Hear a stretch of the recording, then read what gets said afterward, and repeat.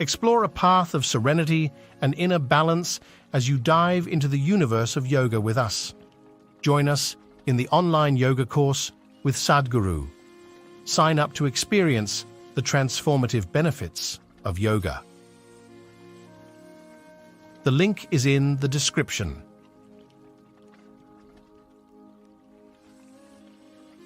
Don't worry about your work, you give it up. What do you want? You want a roof? I'll give you.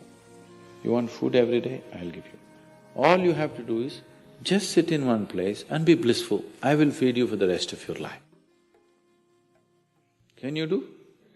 No, you want to mess up something every day.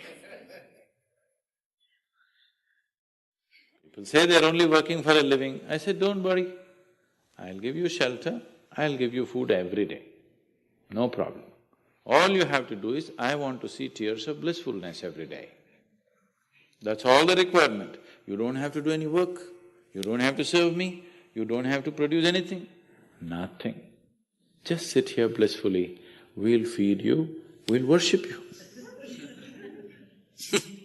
No. So the problem is not in your work, the problem is not in your life, the problem is not in the world that you live, the problem is just that you have not done the necessary things for this one to flow through this effortlessly, beautifully. The necessary work has not been done and we're just hoping it'll happen by accident. It doesn't happen by accident. Lot of people in the world think United States of America is heaven. But people who live here don't think so at all. Isn't it so? Isn't it? A lot of people in the world are dying to get an entry into the country. You open up the southern borders, 10 million people will enter tomorrow morning because they think this is heaven. But you are not experiencing it that way, isn't it? You are not experiencing this as heaven because hell and heaven is not a geographical place. Hell and heaven is what you make out of yourself, isn't it? Too much talk about heaven has been going on because there are too many people who made a hell out of themselves. If you had made a heaven out of yourself, would you talk about going to heaven? If you sit here and you're feeling ecstatic right now, would you aspire to go to heaven, I'm asking? Once it happened, early 20th century, an Orthodox Greek church, a bishop from that church, Orthodox Greeks have their own separate church, they have their own pope who lives in Turkey, you know this? So a bishop from this order had heard so much about Indian mysticism and he wanted to go to India, but he never got around to make it because he had to serve the cloth that he wore. And after 60 years of age, when he is semi-retired, he got the opportunity and went to India. So he came to South India, near where we are, and he wanted to meet a mystic, a yogi. So somebody said, go up this mountain, near a cave, there is a yogi sitting, you can go. So our man went, plodded up the mountain, halfway up and went. In front of a cave, an old man with a gentle smile upon his face was just sitting with his eyes closed. So the bishop went and prostrated. He cannot do it, he is not made for that. But they had told him, if you go to India, you have to crawl. He prostrated like this and with all his four limbs he got up. The yogi looked at him with amusement. Obviously, he has never prostrated anywhere before and he smiled. Then the bishop said, I am like this, I am a bishop, I have served in the church for so long, but I have a few questions, can you answer? The yogi smiled and said, yes, please, whatever the question. Then the bishop asked, what is life? At the age of 60. What is life? So the yogi closed his eyes, became very blissful and said, life is like the fragrance of a jasmine on the spring breeze. And tears of blissfulness flowed out of his eyes as he was saying this. Then the bishop said, no, no, no. Our Pope has told us life is like a thorn and we must renounce it. And even symbolically, Jesus himself wore a crown of thorns. So, how come you say this? Our Pope says otherwise. The yogi looked at him, smiled and said, well, that's his life.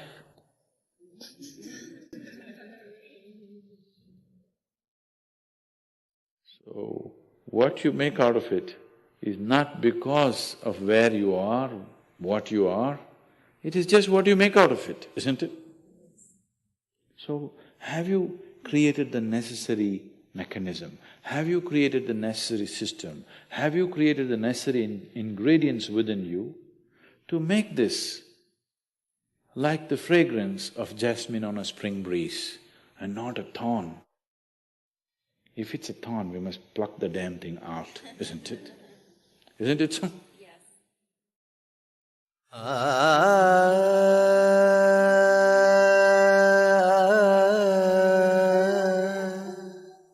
Now that you're taking Devi home,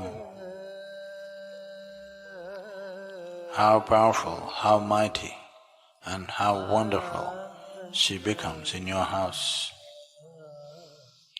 simply depends on how much you feed of your heart to her. If you hold her as the highest entity in your home, not yourself, not your family, but if you hold Devi as the highest entity in your home, one who receives the grace of Devi need not ever fear failure, disease, death.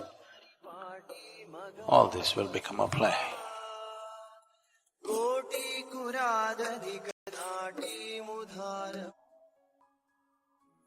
Respectable Sadhguruji, your global contribution for rivers, Rally of Rivers, is such a successful movement which is going to inspire not only India but in the whole world. Particularly, I am responsible for water resources, river connectivity, Ganga rejuvenation, and particularly the water is a subject related with my ministry. As with your blessings, we are trying to develop Clean Ganga mission, and which is really a big challenge for the country. You are absolutely correct. Without plantation, we cannot save our rivers. And that is the main theme behind the Rally for Rivers. You educate the masses, you inspire the people, and you give them a very specific target as far as the ecology and environment is concerned. As one of your admirer, it is a great pleasure and pride for me today to have this Jivan Gaurav Puraskar for you from Maharashtra Rajya Marathi Patrakar Sangha. And it's a great pleasure and pride for me that I got opportunity to give it to you. I'm not a so big man, but it is the blessings from your side to me. This is only my feeling about it. The most embarrassing moments of my life or moments of accolades and awards, but I must thank you for organizing this. A river is a live thing. This great amount of work being done with the Ganga, cleaning of the Ganga, A lot of people think Ganga is dirty. No, we are dirty people. Essentially, if human beings go to sleep just for 1 year, in one flood season, Ganga will clean herself. So what Ganga needs is some responsible action from us. Soil is the most important thing. If we have rich soil, there will always be enough water. We as a generation of people, are we committed to take it in the direction of solution rather than driving it towards the problem? What is our gift to future generations? At least do we have the responsibility to give this nation to the next generation as our parents gave it to us? Maharashtra has been a very proactive state for Rally for Rivers. It is the most proactive state. We must congratulate you all for this.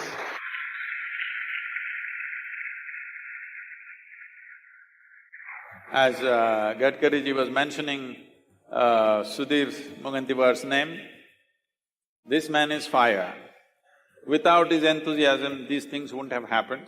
And of course, the Chief Minister is backing him 100%. And fortunately in Maharashtra, the Forest Minister and the Finance Minister are same. This has done wonders. We will be unfolding a project in Yavatmal, the Vagari River. We have chosen the most difficult place in the country. This is considered the epicenter of former suicide.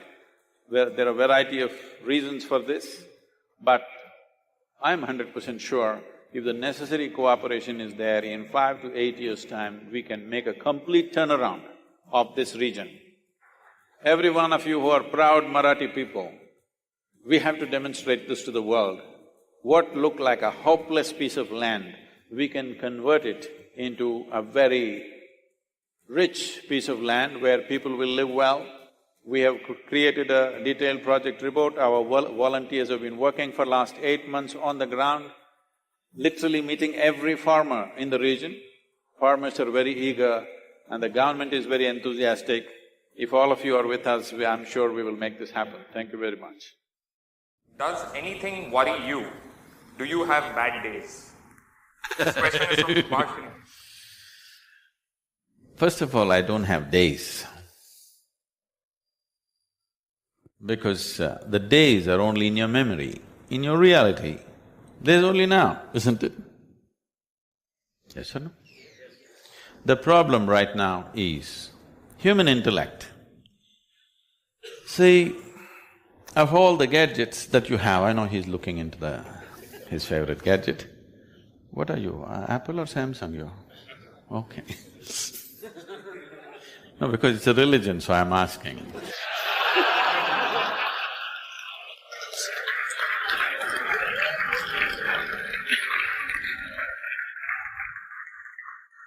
It's almost like asking, are you Hindu, Muslim, Christian, what are you? Are you Apple, Samsung or BlackBerry? We're almost getting there, isn't it?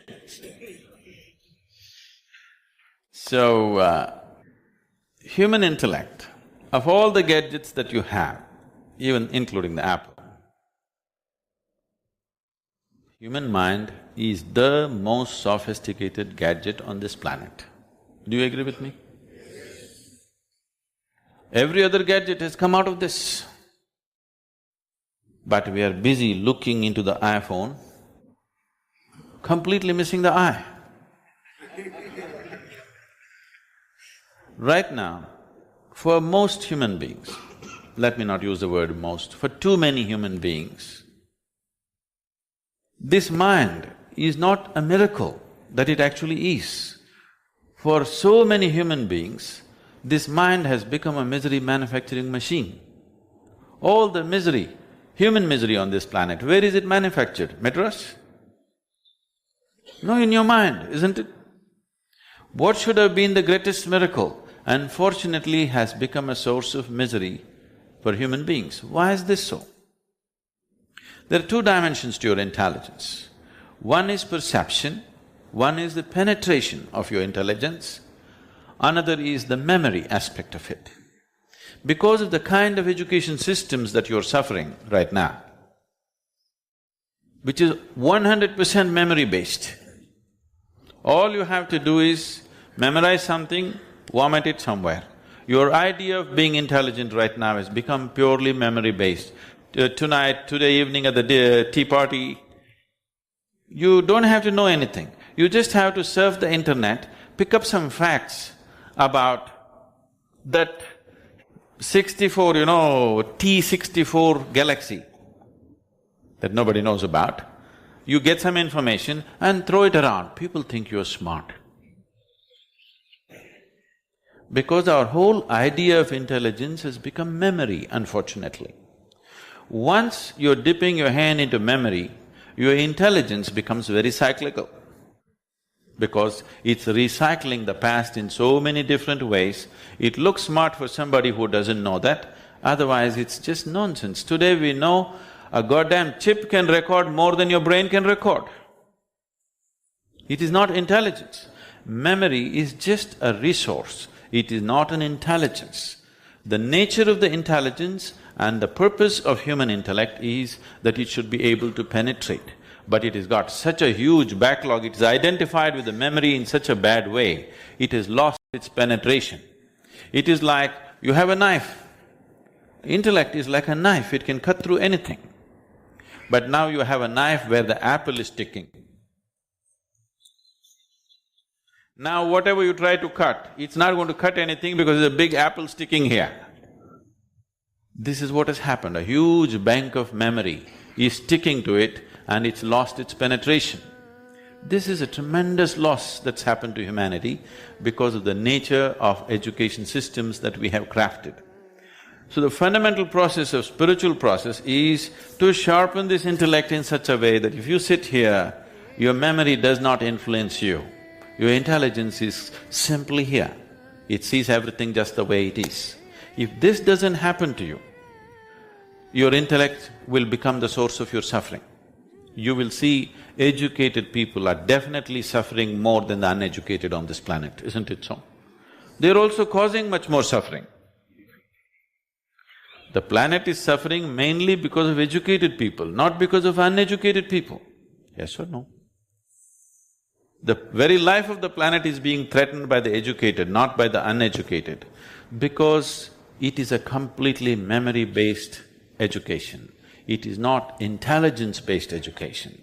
We need to shift this. If the education systems are not going to shift it, as individual people you must shift, especially if you want to be an entrepreneur. An entrepreneur means you must create an opportunity where there isn't one. That is enterprise, isn't it? There is something called as a pineal gland.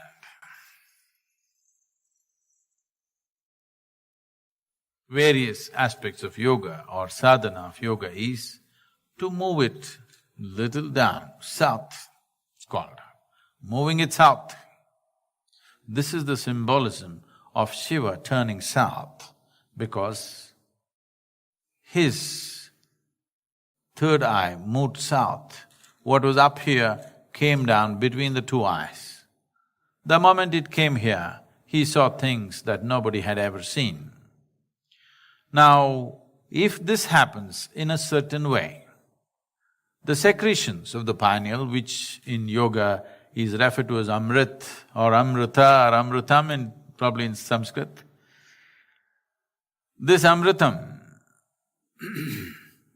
either can be taken into the system to strengthen the system and increase or extend the longevity of the system.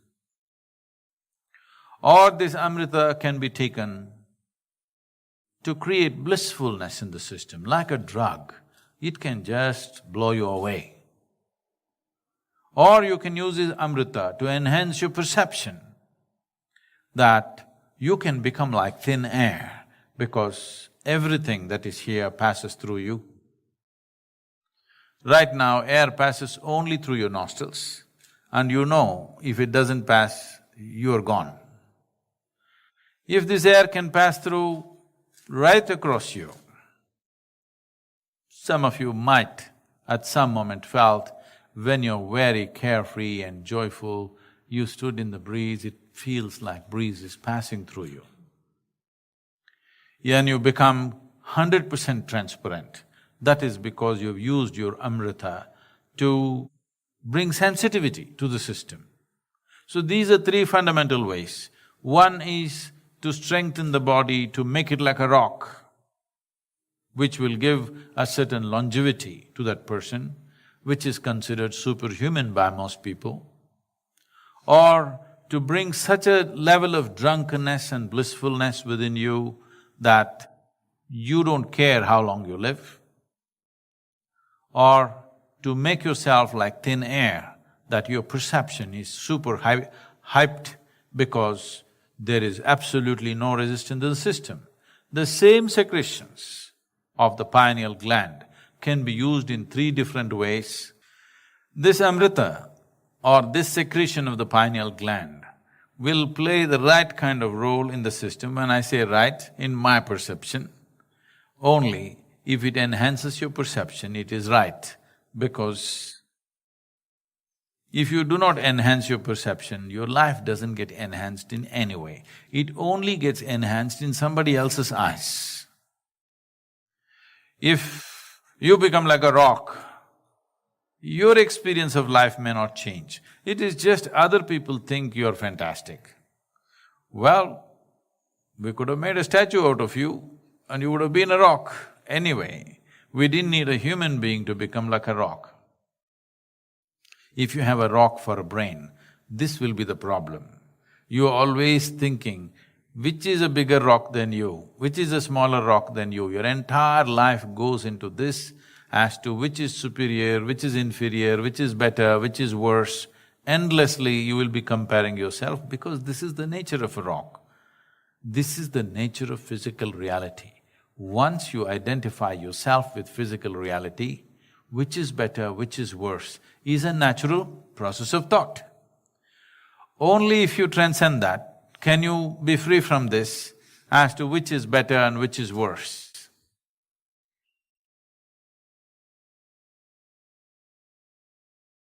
When one masters one's Mooladhara, which got referred to as Kaya Kalpa, you become like a rock. You want to make the body last for a millennia or more. When Swadhisthana sadhana is done, burst of energy happens. One can deliver a god, but you may lose your body. If you bring any sound to Manipura without opening your mouth, the very body reverberates the sound. When one is dominant in their anahata, they start hearing things. A reasonably stable person can go crazy. The moment Vishuddhi is active, you become occult competent. Disembodied beings will naturally move towards you. Agna means there is clarity. The level of freedom it gives you is tremendous. The Sahasrar is total madness. The moment energy stirs Sahasrar, you drip ecstasy. The solar flares have kicked out. The next 6 years, there is a extra stimulus on all the energies that work upon this planet. Whenever these solar flares happen, battles happen, disastrous events happen, at least segments of society could rise.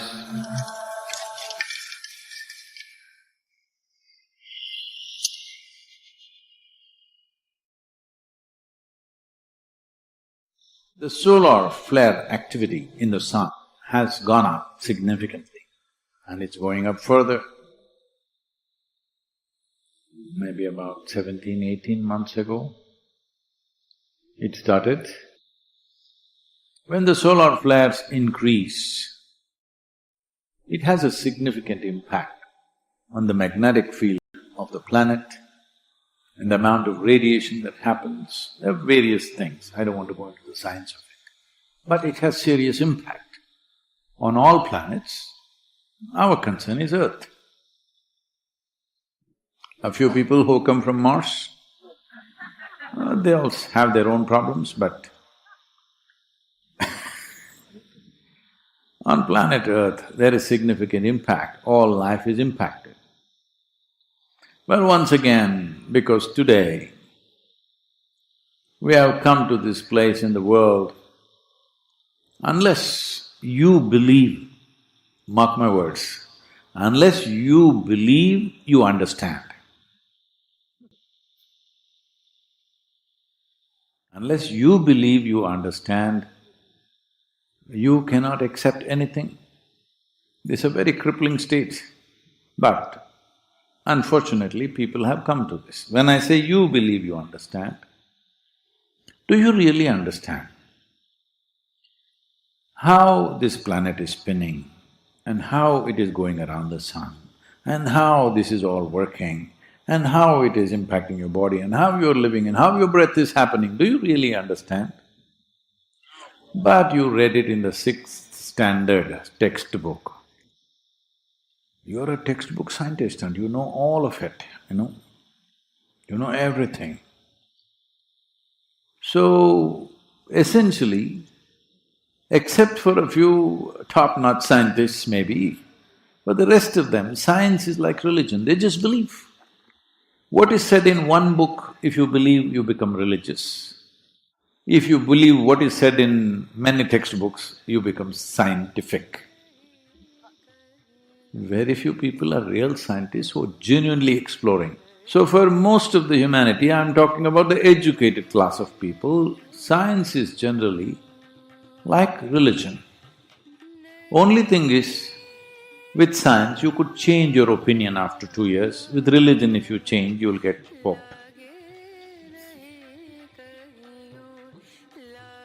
Except for that, it is the same kind of belief system.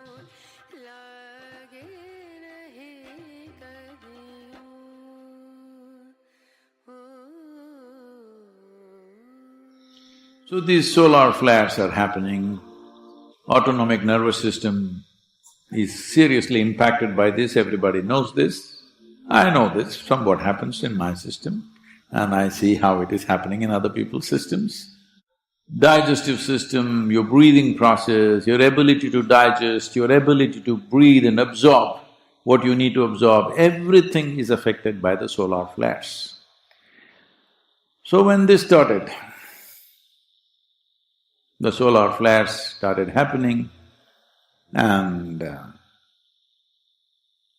I felt certain things within my system. Then I inquired with a few people, what is happening? It's like, feels like this. Then they said the solar flares have kicked out and next 6 years they will be at a very high pitch, the kind of pitch that we have not seen in our lifetime at least.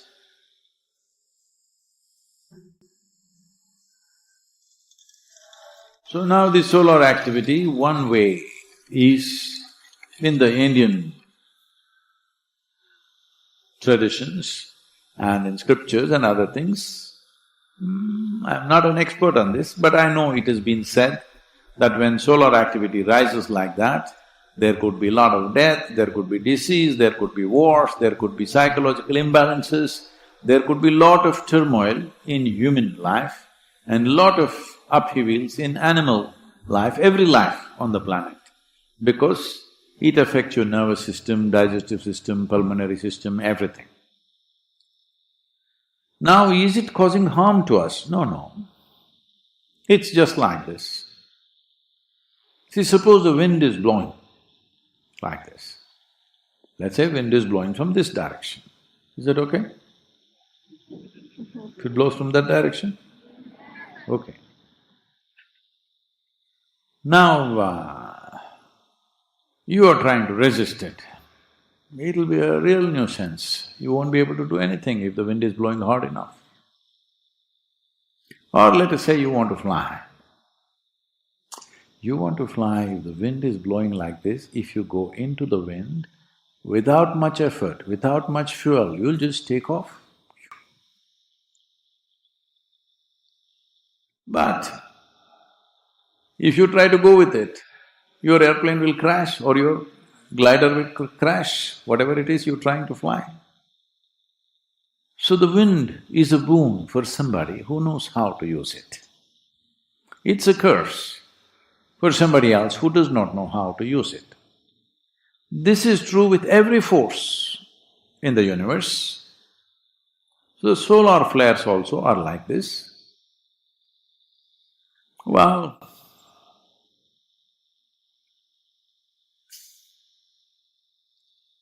I did not predict that there will be a pandemic or something, but I knew there will be something happening.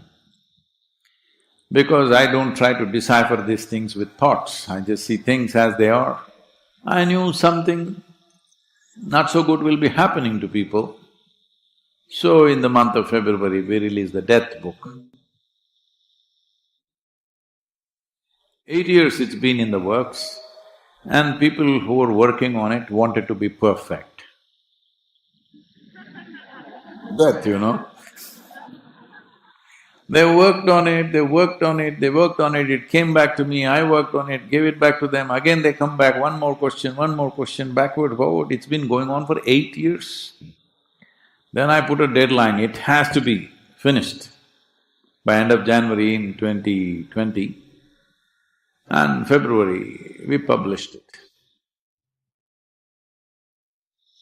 Lot of people in India asking me, Sadhguru, you knew. Hey, I'm not the one who brought the virus from wherever. I did not know. If I knew, I would have told you, it's coming. I did not know, I just knew that something is not good, people will go through some turmoil. So we released the death book and by March, people were dying all over the place. Literally everywhere in the world, March, April of 2020, you remember.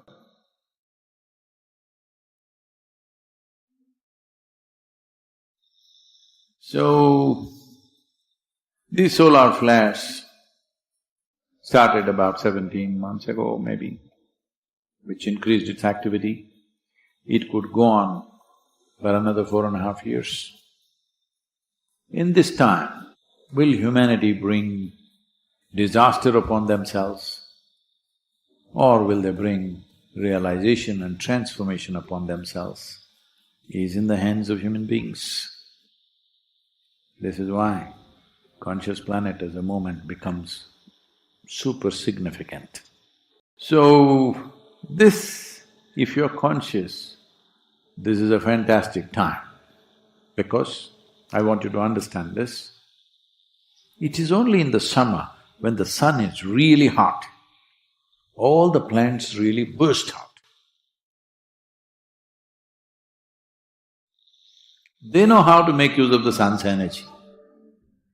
You will say, oh, very hot, oh. Winter also, of course, you were complaining, but something new. Every season gives you something new to complain. Whether it is the climatic season or your life seasons, always complaining about something because you don't learn how to ride it. So these solar flares, for a spiritual seeker who wants to transform his energy, well, this is a time when everything is cooking really well. I want to make sure all the consecrations I want to do, I finish within this next 4.5 years, because Sun himself with me.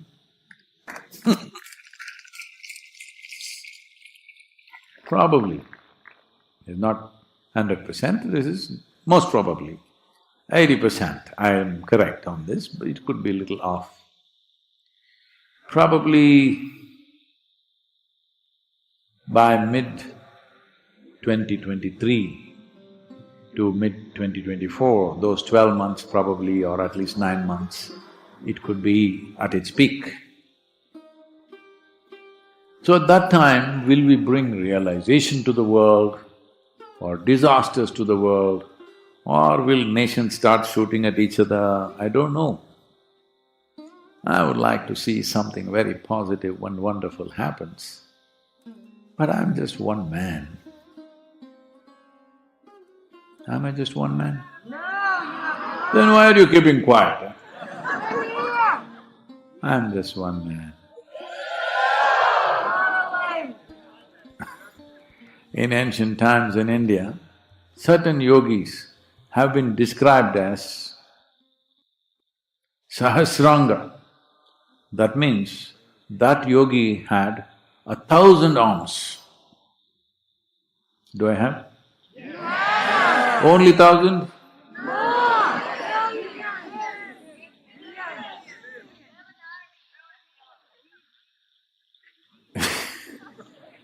You said you have an army. I heard that word. Army takes commands. Whatever, yes sir. Anyway, I don't want a yes sir from you, but I want you to come to your senses because this is going to be next few years a charged up time on this planet. Are we going to use this charge for transformation, realization, or are we going to stab at each other, kill each other, do something terrible to each other because some stimulus is happening in our body, we don't have equanimity, then we will damage each other? This is where we are. You will watch it as it progresses. And there is enough scientific study today to support this, that these solar flares have been marked in the yogic calendar in the past. Whenever solar flares rose to a certain pitch, it is happening all the time, but certain times, I don't think there is any particular kind of time table for that, it is just happens for whatever reasons. I don't think anybody has really figured out why it happens and why the timing of it. Because probably the cycles may be in millions of years, there is nobody here to observe that, exactly why it happens at a given time. Our observations are all of a few centuries, so we really do not know. But whenever these solar flares happen, great yogis rose in that culture.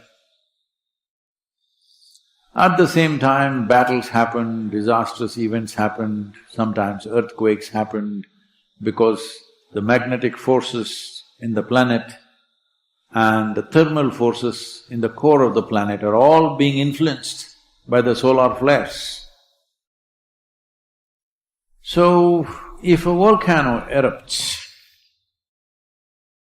if you have a gallery view of a volcano going off full on, what a fantastic view, you wouldn't want to miss it, isn't it? Only if you're at the foothills and you're going to become part of the molten stone, that's not a good thing. So every force in the world is like this. So, when something like this is happening, the populations on the planet should have the wisdom to get themselves to the right place so that this extra force that is being exerted upon this planet could work to our advantage. This is why approaching every aspect of your life becomes super important. Otherwise, there will be pain, there will be death, there will be problems. At least, if we cannot change the whole world, that also should not be impossible in today's level of communication. Because never before we could communicate with people as we can do today because of the technologies we have. Using the technologies and the solar flares, we can make this next 4.5 years tremendous time for humanity. But if we don't, at least segments of society, segments of human population could rise.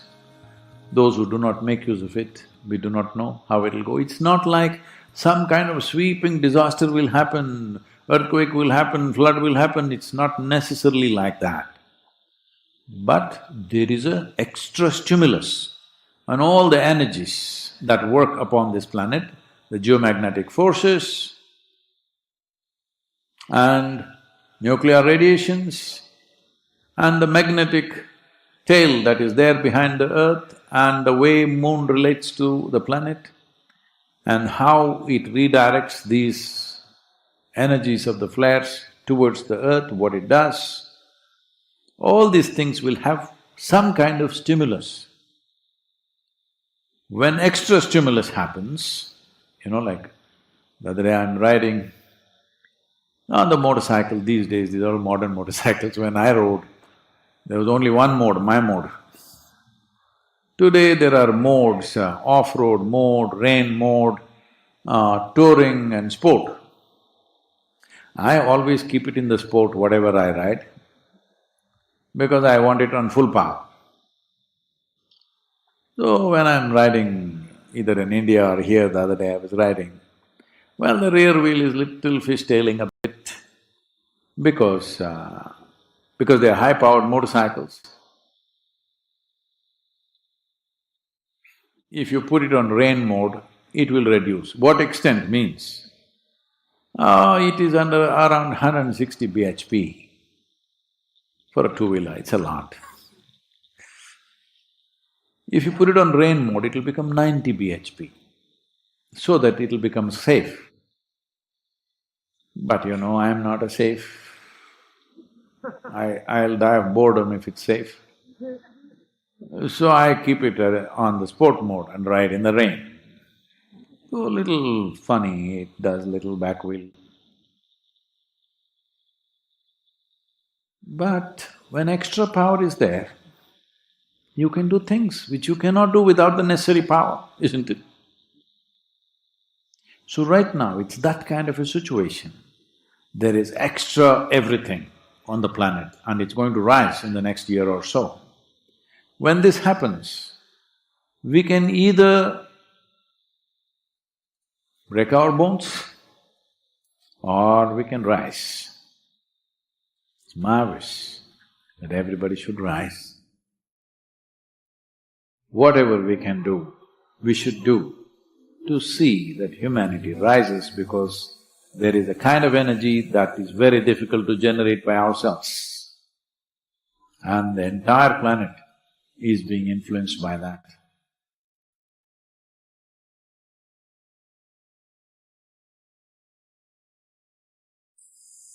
If we are seeking evolution, we could have slowly done it. We are not looking for evolution. We are seeing how to mutate you. If you have to attain to your own sense of energy, it will take a very long time. Certain times have been created where it will be at its peak intensity. There is a kind of energy that is very difficult to generate by ourselves, and the entire planet is being influenced by that. Mid-2023 to mid-2024, this is a fantastic time. Semen is of an extraordinary level of potency. It is one of the most potent things if you know how to use it. Can it be transformed into a different level of function? Absolutely. This can be scientifically established. How important is a man's semen for physical, mental and spiritual well-being? Can wasting our semen damage us spiritually? Well, you know, semen is the basis of your physical existence, whether you're a man or a woman. You have come into existence because that is 50% of the ingredient. Yes? Well, we have skin, we have epithelial cells, we have hair, we have many other aspects of body, you know, heart, liver, kidney, so many things. All these cells are of a certain potency in their own way. But semen is of an extraordinary level of potency, it can create a whole new life. Well, today you can take an epithelial cell and do a lot of things in a laboratory and maybe we can clone you, all right? So the potential is here also, but it is not in the same dynamics as it is in a cell, which you're referring to as semen. So in the yogic culture, this is called as virya. Virya also refers to what you call as vajra, which means stability, or diamond, which is the hardest thing. So in the human body, virya is considered to be like vajra. That means it is one of the most potent things if you know how to use it. Well, how to use it means you can use it to produce a child. That's one thing. Well, if this question is coming because you are using it to spill it on the JNU bed sheets, okay? If that's how you're using it, well, that's your compulsion, you're doing whatever you're doing. This is not something to be judged morally, that's not the point, it's a question of what is the level of compulsion that one has. But anything in this body, can it be transformed into a different level of function? Absolutely. Not just semen, just everything in this body can be transformed. Say, suppose I give you all soup-making ingredients, same soup-making ingredients to every one of you. Do you believe all of you will produce the same soup? No. You will produce 500 varieties of soups, those same ingredients. That's all that's happened with us right now. All of us are fundamentally same ingredients, but see how different each one of us are. Different soups. Well, if I give you soup-making ingredients, either you can make a great soup or a lousy soup. Depends what kind of skills you have, isn't it? So this goes for everything, not just for semen. Every dimension of your body and your mind, you can transform into something tremendous, or you can make it mediocre, or you can make it a serious problem. Every aspect of your life. That goes for this aspect of life also. Saying, people are making it literal translations, but if you want to produce a certain, let's say, epithelial cells, how much energy the body spends on it? And if you want to produce a cell which you call a semen, how much energy body spends is very different. This can be scientifically established.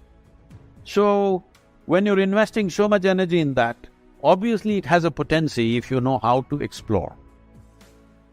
But are you competent to explore? Are you capable of exploring? Do you have the necessary sadhana and guidance to do that? That's a big question mark. There are 100, 200 dreams going on, parallel dreams. So after 2 weeks of dream yantra, everybody absolutely still. It's a fantastic process to take the dream yantra home. We could make it. It'll be a powerful tool.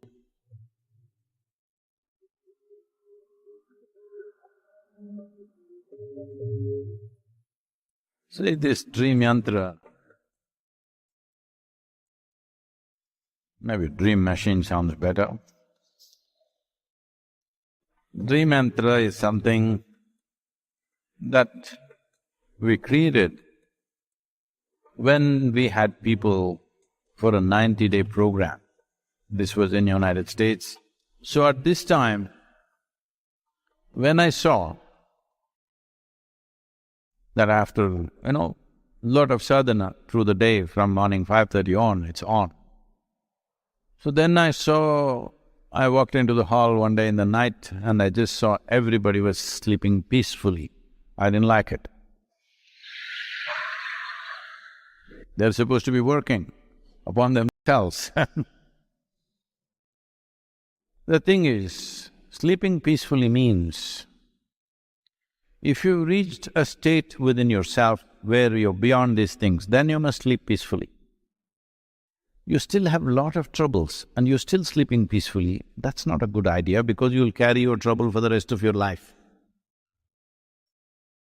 Then I said, let's do this. It took a couple of weeks to prepare this, and it took another few weeks to get them engaged with it. And then everybody started having violent dreams, at great speed. Simply, in a night, there are 100, 200 dreams going on, parallel dreams going on.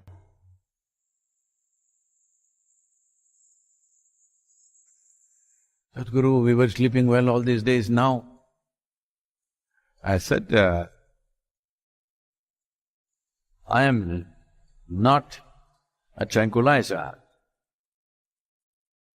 I am here to awaken people, not to put them to sleep. Because you can never genuinely meditate if you don't expend these things. When you sit like this, dreams are going on. You need to expend them.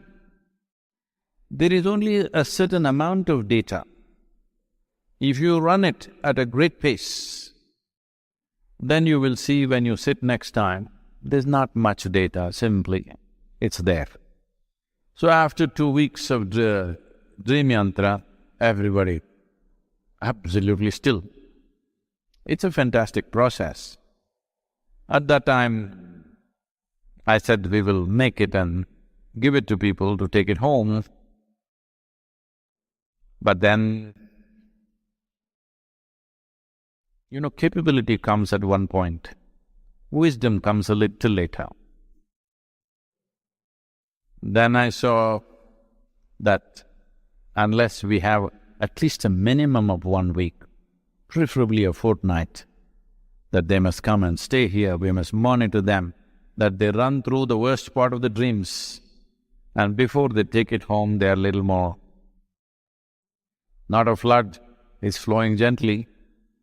We must get them to that place before they take it home. Otherwise, if the situation is not conducive, people around you don't understand what's happening with you, then there's no point doing very intense things. So when you and many others are ready for something like that, let's say a fortnight of process to take the dream yantra home, we could make it.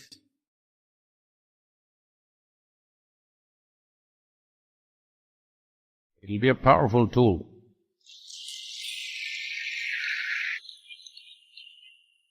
These are kind of sadhanas which individually we can set forth for anybody even without the dream yantra. But then they must be under our observation and care. Otherwise, not necessarily it'll go bad. When you drive at high speed, you must be on a road where some stupid cyclist won't take a U-turn. Hello? Yes or no? If that guy takes a U-turn, it's a small thing. You may be driving a car, he's just on a bicycle. But terrible things will happen, both for you and him and for everything. So, if you want to drive at that pace, you must be at least for some time on a clear highway. So, when you're ready for something like that, we can think about it. The whole experience of your life, in a certain way, is a dream. In Anadi, we created a dream machine. So we hasten the dreams 100 times over than normal. We are not touching your prarabdha karma or the allotted karma. We are only going for the warehouse of karma, the sanchita karma. Because the substance that is necessary to find one more womb has been taken away. But this body is perfectly fine. That means we've destroyed your future. Bringing a balance between Ida and Pingala is a very important part of living a balanced life. 40 minutes at a time, 4 times during the day, there is a certain transition happening. These are called twilight zones or sandhyas, because at this time, the balance between Ida and Pingala shifts very rapidly.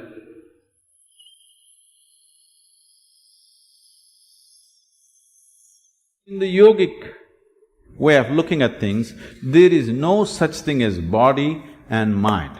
There is physical body, there is mental body, there's energy body. The energy body comprises of 72,000 nadis. When we say a nadi, it means a channel or a pathway. Nadi does not mean a nerve. If you cut open this body, you will not see the nadis, there is no such thing physically. But experientially, if you observe the nature of the movement of energy in the system, you will see that it always moves along established pathways, never randomly. So there are 72,000 ways in which it moves. 36 on the right, 36 on the left, 36,000 on either side. The right is called as Pingala, the left is referred to as Ida. These are also referred to as sun and moon. So, these two, Ida and Pingala, or the sun and the moon, the right and the left, on the level of your mind, signify the logical and the intuitive. When I say intuitive, intuition is not another dimension of perception, but just another dimension of computing. If you have the same amount of information within you, if you go logically, there may be 10 steps to get to a place. Intuition means you don't take the 10 steps, you just jump to the 10th step. But today modern education systems, 100% stomping on the intuitive dimension, only the logical is developed. Anything intuitive is dismissed off as mumbo-jumbo. For everything you have to think through. What your grandmothers just knew, today you have to do $1 billion research to find the same thing. When you have to think through everything, and everything seems to have multiple steps, now life becomes stressful. If one wants to be successful beyond a certain point, there are some things where you should be able to jump the steps and arrive at it. Still the same information, still the same stuff. It is just that you don't have to walk through that many steps every time. This makes life very stressful because it is like you're driving your car on two wheels, the other two wheels unused and safe. I don't know for when to be used, but the two wheels that you're using will feel enormous amount of stress. So, in the yogic system, the significance of the intuition is as important as the logical. So bringing a balance between Ida and Pingala is a very important part of living a balanced life. Being able to conduct yourself through complex situations with ease comes only when the intuitive dimension of your mind is sufficiently evolved and developed. Otherwise, small things will freak you because for everything there are multiple steps. Here we'll be doing a few things to bring a balance between Ida and Pingala, to give you an experiential understanding of this. If you take your forefinger, place it beneath your nostrils and gently exhale. Find out in which nostril the breath is dominant right now.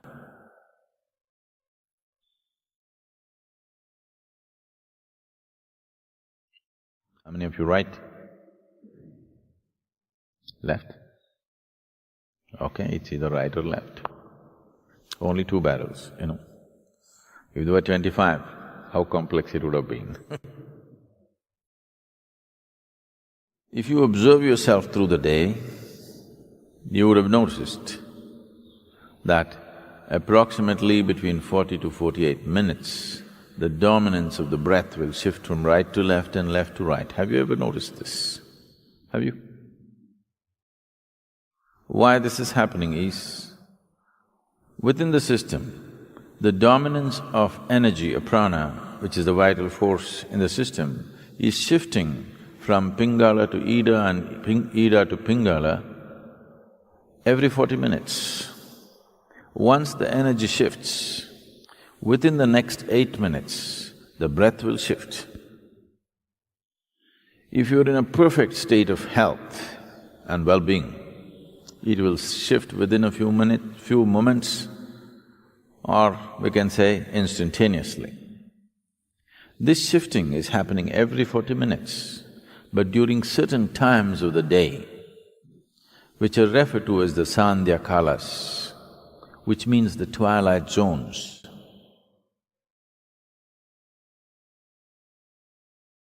"20 minutes before sunrise, 20 minutes after sunrise." Oh, that's okay, Sadhguru, tell me if there are other times. 20 minutes before noon, 20 minutes after noon. 20 minutes before sunset, 20 minutes after sunset. 20 minutes before midnight and 20 minutes after midnight. 40 minutes at a time, 4 times during the day. There is a certain transition happening. These are called twilight zones or sandhyas, because at this time, the balance between Ida and Pingala shifts very rapidly. Because it's shifting rapidly within yourself, it's very easy to bring it to a balance at these times. To an extent, almost everywhere in the world, any spiritual process or practice means morning, evening. Sandhya has become synonymous with spiritual practice.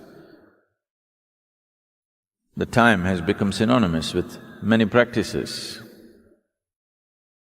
So, bringing a balance between Ida and Pingala is important for a balanced development of a human being. You feel truly comfortable only when you're in balance, in some way. When there's any kind of imbalance, there's discomfort, isn't it? Yes? When you're experiencing any kind of imbalance, there is discomfort. Only when you attain to a certain balance, you feel really comfortable. So comfort is never really determined by what you're sitting on or where you are. Comfort is determined by how balanced you are within yourself. This basic comfort that every human being must have, unfortunately, has been denied to too many people. Just to sit with total ease in one place is not there in most people right now, isn't it? Simply sitting in ease, complete ease, it is not there. So, when there is no ease, it's a disease. Whether you're medically diagnosed or not, it is a disease. If the disease continues over a period of time, it will manifest itself in the body as a malfunction, which gets labeled as some kind of disease, like incredible names they're coming out with for every kind of problem. The fundamental reason why the system doesn't last its span, it's designed to last its span, but it is not lasting its span because we're keeping it in various levels of imbalance. You drive your car on just 2 wheels all the time, something will break down. So, similarly, the whole system is not being properly kept. There is not enough balance in the system. Only when you're in balance there is comfort, otherwise there is no comfort. One will not know comfort unless he knows some sense of balance within himself. Only when you're in balance, you can be still. And man is ill. Human beings are ill only because they do not know how to be still. Stillness will not come unless there is proper balance. Only when you're totally balanced, you can be still within yourself, otherwise that will not happen.